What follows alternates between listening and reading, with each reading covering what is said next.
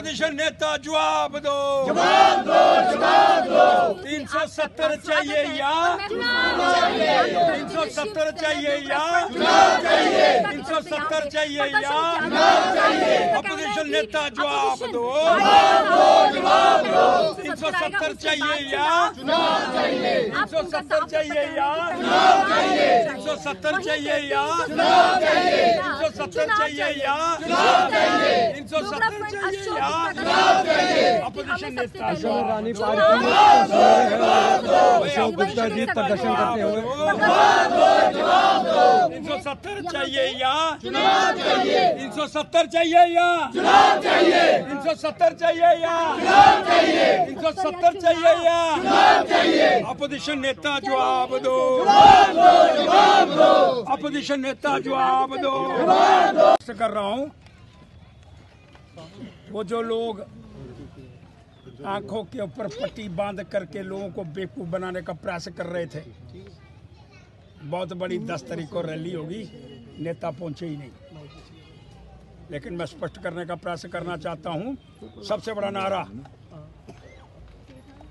370 को हाथ लगाने वालों की खून की नदियां बहा देंगे, तिरंगा झंडा उठाने वाला कोई नहीं मिलेगा। और पहले चुनाव होगा, पहले 370 होगा, आएगा, फिर चुनाव लड़ेंगे।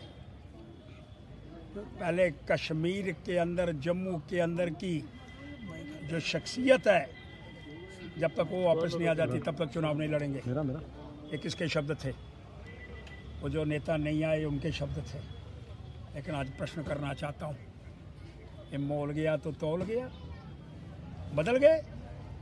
कुर्सियों के लिए 370 को छोड़ दिया। क्या कुर्सी मिली तो 370 गया?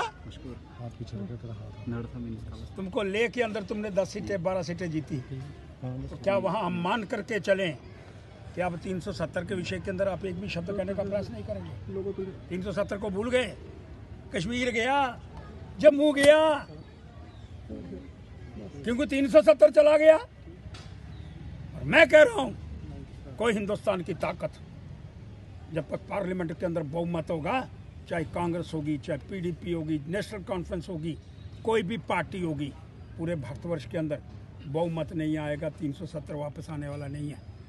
ये मामला तो सर सुप्रीम कोर्ट में चल रहा है। अरे होगा सुप्रीम कोर्ट में भाई, संवैधानिक व्यवस्था के अंदर सुप्रीम कोर्ट कभी भी, ये एक कोर्ट का विषय है, मैं इसके अंदर जाने का प्रयास नहीं करूँगा।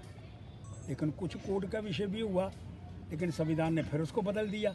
एक उदाहरण नहीं है, कई सौ उदाहरण आपके सामने देने का प्रयास करना चाहता हूँ। लेकिन मुझे पूरा विश्वास है, कोई भी संविधान जम्मू कश्मीर देश से अलग हो जाए, इस तरह का निर्णय कभी देने का कोई प्रयास नहीं कर पाया। अपोजिशन की तरफ से जो धरना दिया गया था उसमें साफ तौर पर यही है, डेमोक्रेसी बहाल करने की बात की गई, मगर जम्मू के जनता के जो मसले थे उनके ऊपर बात नहीं की गई। अरे बाबा, मैं मसले के विषय के अंदर अगर बैकडोर अपॉइंटमेंट के विषय के अंदर कहूँगा तो फिर ये सारे चोर हैं। इनका स्पीकर 37 लोग लगा दिए, एक और स्पीकर आया बहुतारा चंदू, उन्हें जनाब 8 लाउड़े, एक जनाब और आया पीडीपी, उन्हें मामे का पुत्र लाउड़िया। प्रजातंत्र का हनन किसने करा? नौजवानों के अधिकारों को छीना किसने? नौजवानों को गोली मारने वाले कौन लोग थे?